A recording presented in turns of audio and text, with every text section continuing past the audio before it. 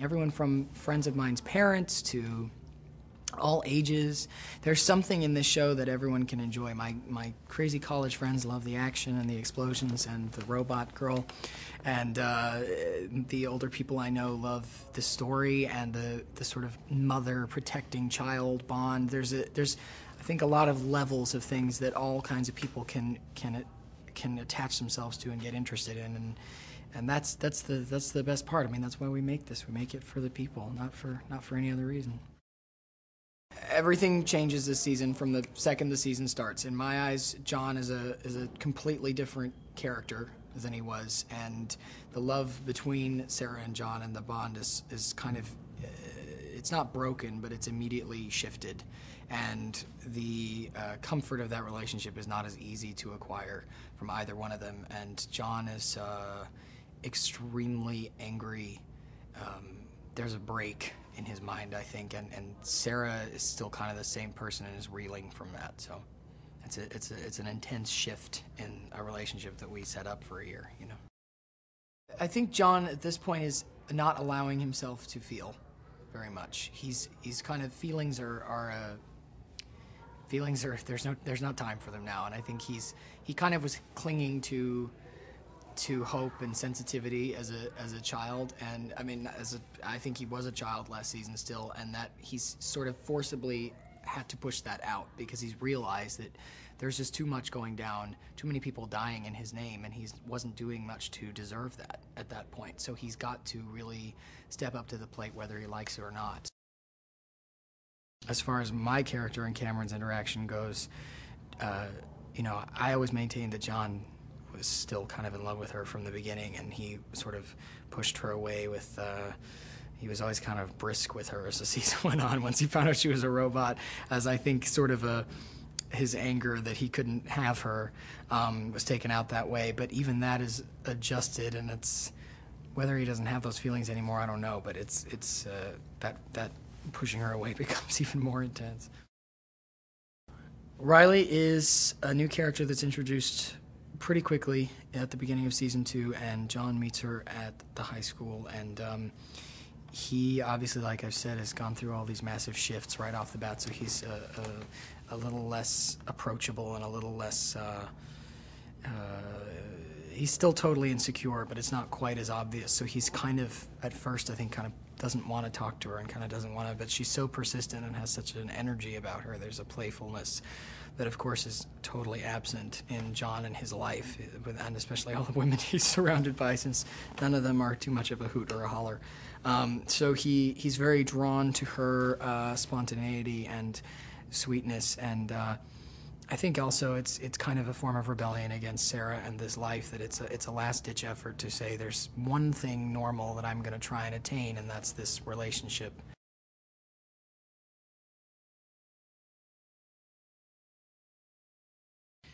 You know what I love about it is the longevity and the time that we have to develop her. And I think not only is she a strong woman who has this on her shoulders, and she's a mother,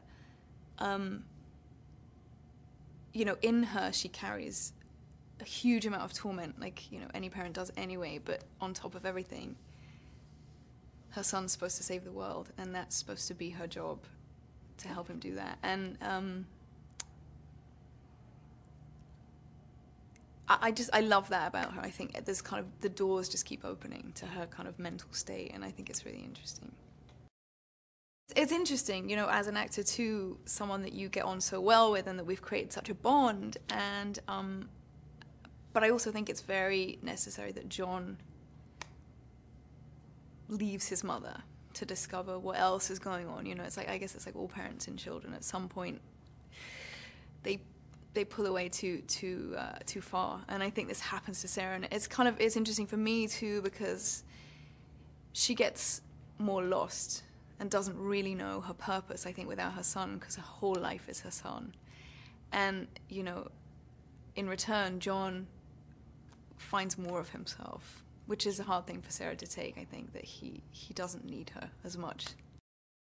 We kind of have those domestic moments in the house where he's, you know, it's like any teenage kid, he's pushing it, he's like, I'm gonna go do this, and she's like, you can't, and then underneath, obviously, she's like, I can't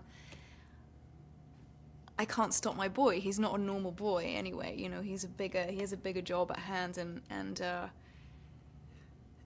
it's, you know, it's hard. It's kind of interesting for me because we are so close, and I was used to kind of us having this relationship, mother and son relationship, and now he's rebelling more, and he's more assertive with Sarah, and he says no, which he's never said before.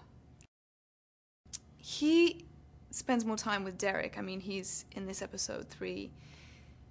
Pretty much the whole episode, he's gone. And I think Sarah's kind of angry. I don't know if she trusts Derek entirely, even though he's, you know, his uncle, and he's come from a different place where he handles things very differently. And I think it's a different lesson for John. Whereas Sarah's kind of way of survival and way of dealing with things is very moral and very humanitarian. He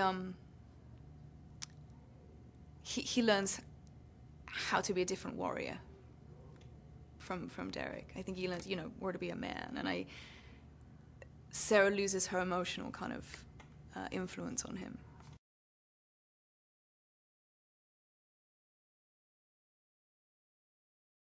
I think that in season 2, our strange family dynamic is even more strained than before.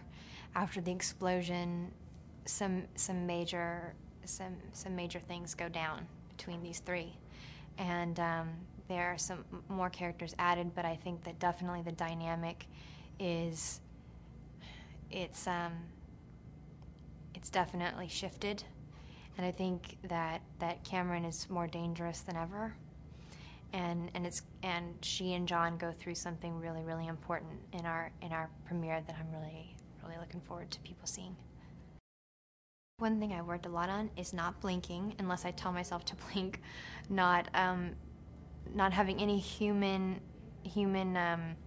habits, not moving my hair out of my face, not crossing my arms, not sitting into one hip. You know, really just getting comfortable being uncomfortable. And also just really trying to make direct choices in every scene, because I can't play Cameron from my heart most of the time. I have to play it from my head, and that's something that I've gotten more and more comfortable with. It's funny, when I look back on our whole season, I still think my favorite fight scene is from episode 1. Where we went to the safe house and I fought with Terminator Vic, and we fell out the window, and then we did that whole chase scene through downtown LA. That was so much fun. I had a great time, and I just love the way it looks. I think it turned out really cool. As an actress, I always try to look for roles that make me feel good about being a girl. And sometimes it is a challenge to find those kind of empowered characters, and to feel good about a role. She doesn't have to be empowered, but it is really fun for me to be physical. You know, I came from being a dancer, and I love that our story is really about 2 women protecting a guy. It's really fun for Lena and I, and it just feels really good. I feel really comfortable doing fight scenes because of my dance background. I always learn them like choreography, and I find working with the stunt team particularly rewarding because it is like teamwork, and it is about trust, and it is like dancing in a way. It's really fun for me. One of my favorite things about this role. The thing that I get asked most is what happens after you blow up. People are really concerned, and it makes me happy because I was worried that some people might think, oh great, she's off the show, you know, so I'm really relieved that people are concerned about it. But I've just been amazed at how many people are watching the show. And I always feel bad when people run into me, you know, at the drugstore, at the grocery store, you know, just being a regular human. I'm just a normal girl, and I totally, I cannot live up to being a Terminator in real life, so I hope people aren't disappointed when they see me in the produce section.